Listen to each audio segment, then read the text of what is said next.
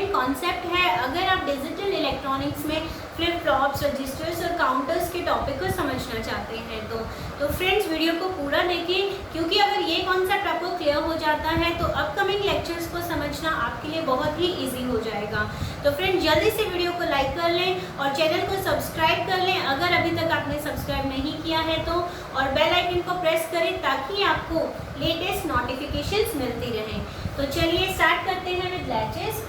Latches का अगर हम जनरल इंग्लिश मीनिंग देखें तो इट मीन्स टू होल्ड और टू लॉक समथिंग।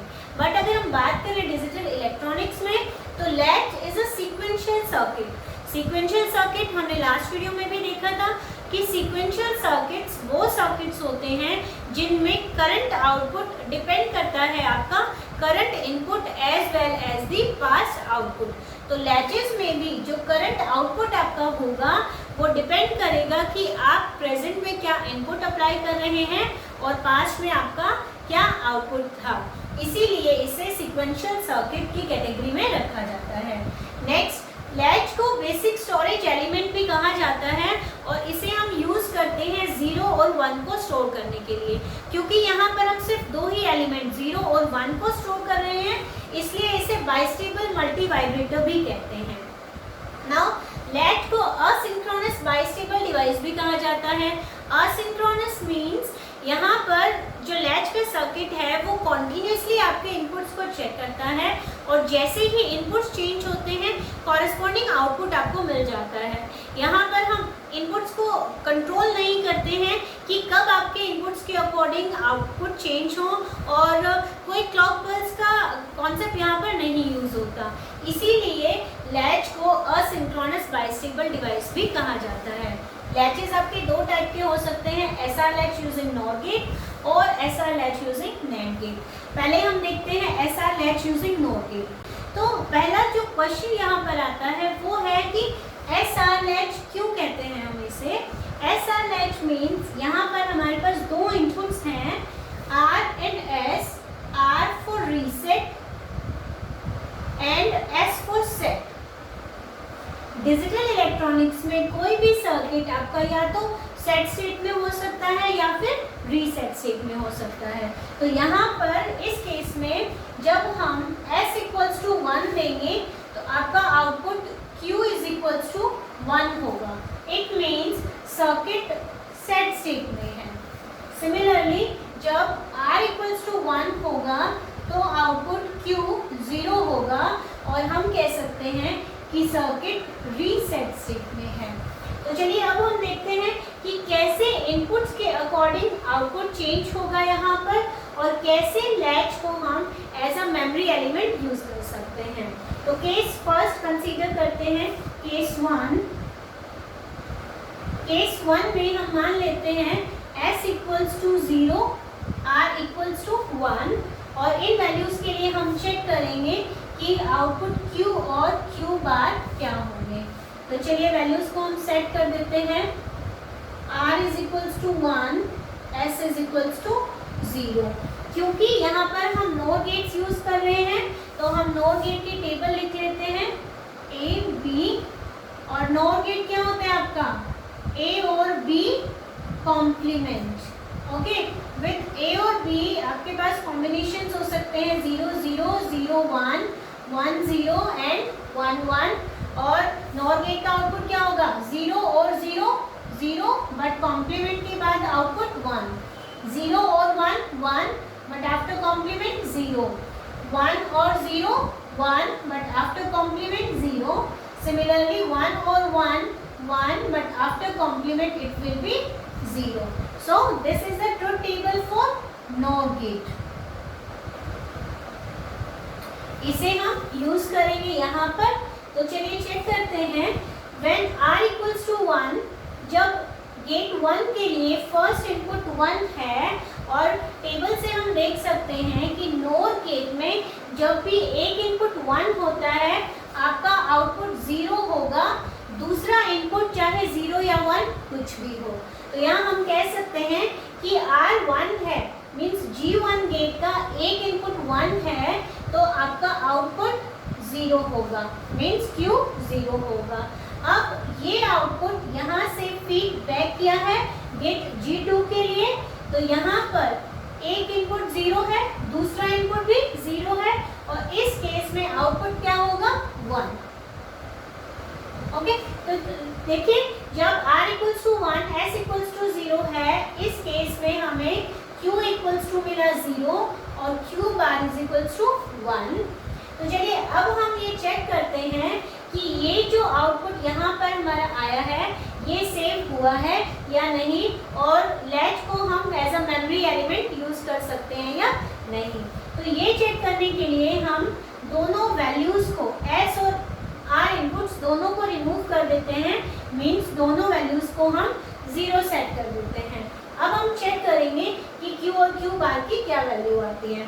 तो यहाँ देखिए ये इनपुट आपका 0 है और ये आउटपुट जब 0 यहाँ पे फीड हुआ तो 0 0 के केस में आपका आउटपुट क्या होगा 1, और जब ये 1 यहाँ पर हम फीड करेंगे तो 0 1 के केस में आपका आउटपुट क्या मिलेगा 0। It means q equals to 0 and q bar is equals to 1। Means कि जो प्रीवियस आउटपुट था आपका वही आउटपुट आपको यहाँ पर मिला। यानी कि हम कह सकते हैं कि ये जो स्टेट है ये आपकी मेमोरी स्टेट है, इसे हम डेटा को स्टोर करने के लिए यूज कर सकते हैं, 1 बिट को स्टोर करने के लिए यूज कर सकते हैं। तो चलिए आप देखते हैं केस 2। केस 2 में हम मान लेते हैं s इज इक्वल्स टू 1 और r इक्वल्स टू 0। अब हम चेक करेंगे कि q और q बार की वैल्यूज क्या होंगी। तो प्रीवियस वैल्यूज को एक बार हम हटा देते हैं यहाँ से।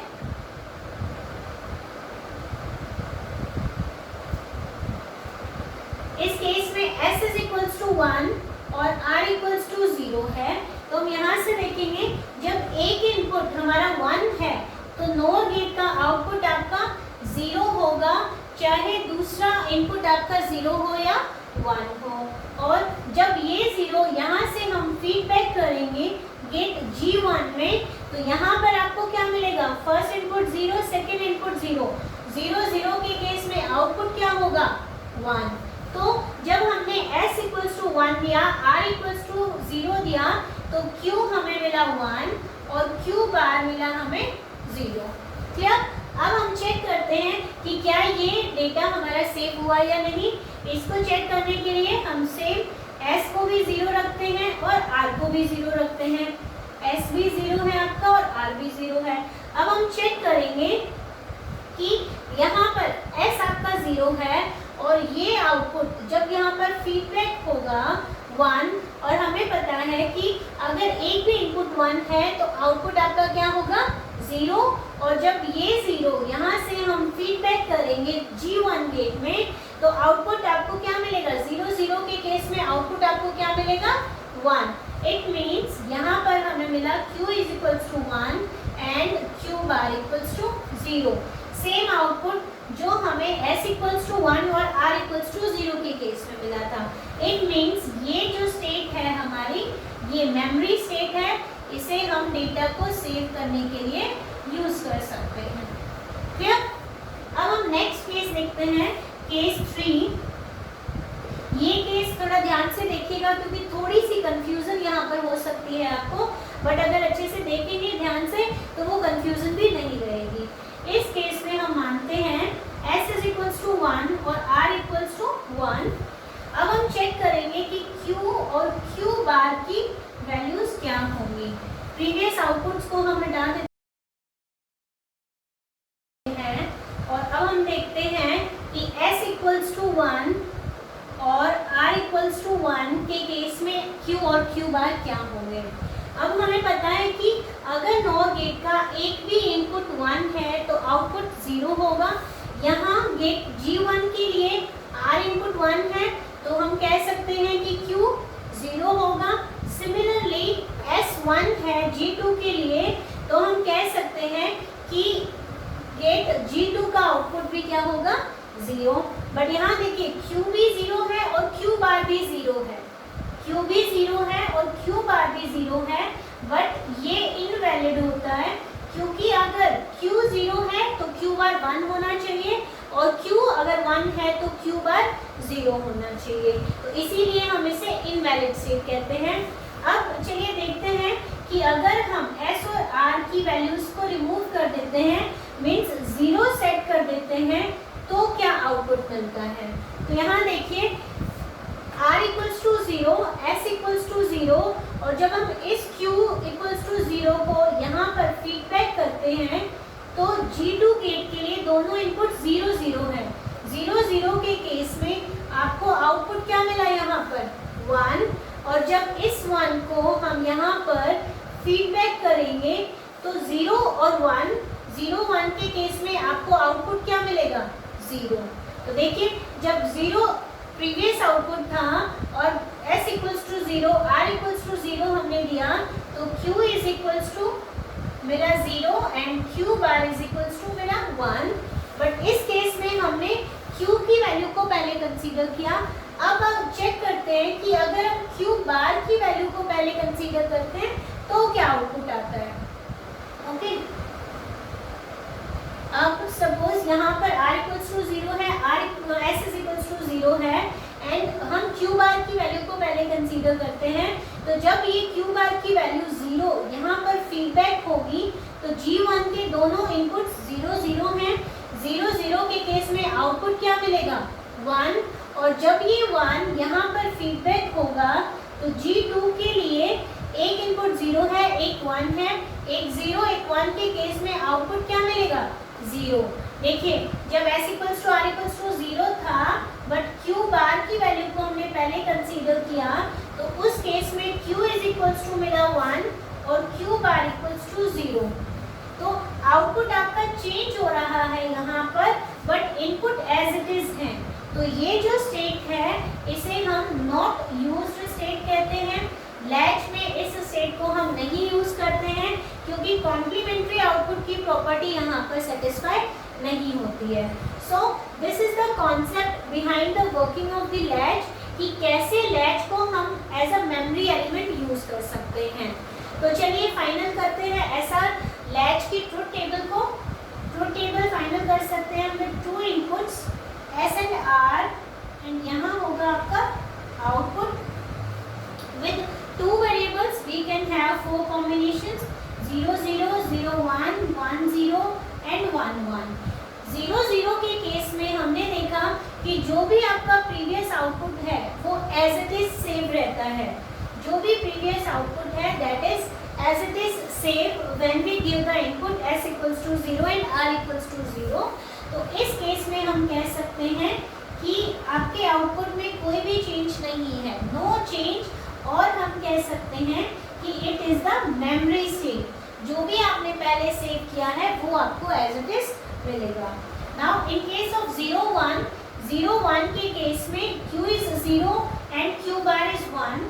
तो 0 1 के केस में जो आउटपुट है आपका वो क्या है 0, और 0 को हम कहते हैं रीसेट स्टेट। मीन्स जब भी आप s इक्वल्स टू 0 देंगे, r इक्वल्स टू 1 देंगे, आपका सर्किट रीसेट स्टेट में होगा। अब बात करें 1 0 की। 1 0 के केस में q is 1, q bar equals to 0, q is 1 and 1 means the circuit is in set state. अब अगर हम बात करें 1 1 की, तो 1 1 स्टेट को हम नहीं यूज करते हैं क्योंकि इनवैलिड आउटपुट आता है, तो इसे हम कहते हैं not used. So this is the truth table for SR latch। SR latch using NOR gate। अब अगर हम बात करें SR latch using NAND gate की तो वो भी काफ़ी इजी है। आपको छोटा सा चेंज करना है उसमें, जहाँ पर आपने NOR गेट यूज़ किया है वहाँ पर आप NAND गेट को यूज़ करेंगे लाइक दिस। और इनपुट्स जो यहाँ पर R और S हैं, यहाँ पर इनपुट्स होंगे आपके S एंड R, और 2 आउटपुट्स होंगे Q एंड Q बार। और जहाँ आपने NOR गेट की टेबल को कंसीडर किया था वहीं पर हम NAND गेट की टेबल को यूज़ करेंगे। मैं इसको अलग से एक्सप्लेन नहीं कर रही हूँ क्योंकि सारे केसेस हम इन्हीं केसेस की तरह से एनालाइज कर सकते हैं और चेक कर सकते हैं कि लैच यूजिंग नैंड गेट आपका as a memory element work करेगा या नहीं करेगा। और अगर हम बात करें ट्रुथ टेबल की, ऐसा लैच यूजिंग नैंड गेट, तो ट्रुथ टेबल में भी थोड़ा चेंज होगा A, B एंड आउटपुट की अगर हम बात करें तो 0 0 0 1 1 0 1 1। देखिए जब ऐसा लैच यूजिंग नॉर गेट हम यूज करते हैं तो 0 0 जो स्टेट होती है वो आपकी मेमोरी स्टेट होती है, बट इन केस ऑफ ऐसा लैच यूजिंग नैंड गेट, इस केस में अगर आपको मेमोरी एलिमेंट यूज करना है तो आपको स्टेट 1 1 यूज करनी होगी। ओके, और ये आप चेक कर सकते हैं, एनालाइज कर सकते हैं using the same cases here. And in the SR latch using NOR gate, the state 1 1 is not used, so in the SR latch using NAND gate, the state 0 0 will be not used state. Okay, and 0 1 आपका reset होता है NOR gate की उसमें, but 0 1 यहाँ पर क्या होगा, set state. Similarly 1 0 होगा reset state. Okay, so this is the truth table for latch using NAND gate. आप सभी केसेस को एनालाइज कर सकते हैं। तो अगर आपको कोई भी डाउट हो, कोई भी क्वेरी हो तो आप कमेंट बॉक्स में लिखें। आज की वीडियो के लिए इतना ही। Thank you so much.